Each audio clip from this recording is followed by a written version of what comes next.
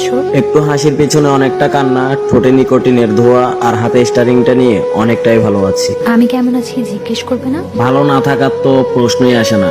স্বামী নাকি অনেক বড় কোম্পানিতে চাকরি করে, অন্তত পক্ষে আমার মতো তো পেশায় ড্রাইভার না। রেগে আছো আমার উপর? ও ম্যাডাম, ড্রাইভারদের রাগ বলতে কিছুই থাকে না। ড্রাইভাররা যদি রাগান্বিত হইতো তাহলে ওই মহাসড়কে জীবিত মানুষের চেয়ে মৃত মানুষের সংখ্যা অনেক বেশি হইতো। তাহলে অভিমান?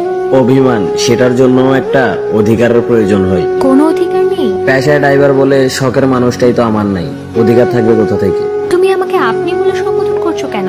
তোমার মুখে আপনি শুনতে ভীষণ কষ্ট পাই। তুই ডাকলে বিয়াদব মূর্খ, আর তুমি বললে ছোট লোক, তাহলে আর কিভাবে সম্মান করব?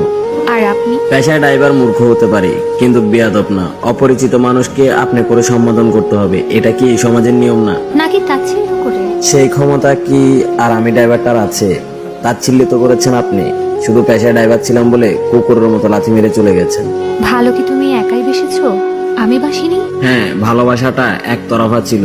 যদি আপনি ভালোবাসতেন তাহলে আজ এই মহাসড়কে আপনাকে অপরিচিত ভেবে আমার আপনি বলে সম্বোধন করা লাগতো না। তুমি প্লিজ বোঝার চেষ্টা করো নিষ্ঠুর বাস্তবতা সেদিন। চেষ্টা করতে হবে না, সবই বুঝি। আর নিষ্ঠুর বাস্তবতা বলতে পরিবার মানবে না, এই সমাজ কি বলবে, এরকম কিছু অজুহাত দেখিয়ে ছেলেটা পেশায় ড্রাইভার ছিল বলে তাকে নিখুঁতভাবে ঠকানো হয়েছে। অনেক বদলে গেছো তুমি। ওই যে নিষ্ঠুর বাস্তবতা, যা আমাকে বদলে যেতে বাধ্য করেছে। এখনো ভালোবাসো? হ্যাঁ, ভালোবাসি, তবে কোনো নারীকে না, আমার নিজের জান নিয়ে খেলা করা এই গাড়িটাকে।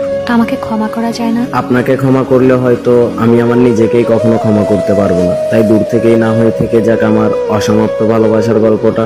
প্লিজ আর কষ্ট দিও না নিজেকে। কষ্ট, সেটা এখন আর অনুভব করি না, কারণ নিজেকে ভালো রাখার জন্য নিকোটিন তো আছে।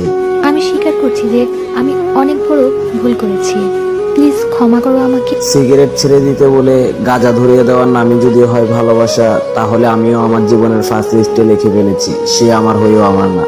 তাই আর এখন ক্ষমা করা সম্ভব না।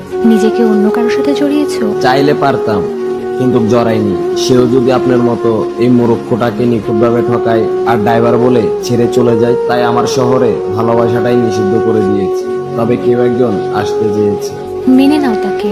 নারী তো প্রথমে মায়া দেখাবে, তারপর আবারও ঠকাবে। শেষবারের মতো একটা সুযোগ দাও প্লিজ। হাতে ধরেছি, পায়ে পড়েছি, একটা বাচ্চা শিশুর চেয়েও বেশি কান্না করেছি। শুধু বলেছিলাম এভাবে চলে যেও না, কিন্তু নিজের স্বার্থ উদ্ধারের জন্য একটাবারও তো ফিরে তাকালে না। মনে নেই আমি তোমার জান ছিলাম? আমাকে তুমি জানো বলতে? সবই মনে আছে, জানটা তো আজ জানোয়ার হয়ে গেছে। আর জানো জানো বলতাম বলেই আজ ওই মহাসড়কে জ্যান্ত লাশ হয়ে ঘুরে বেড়াতে হচ্ছে।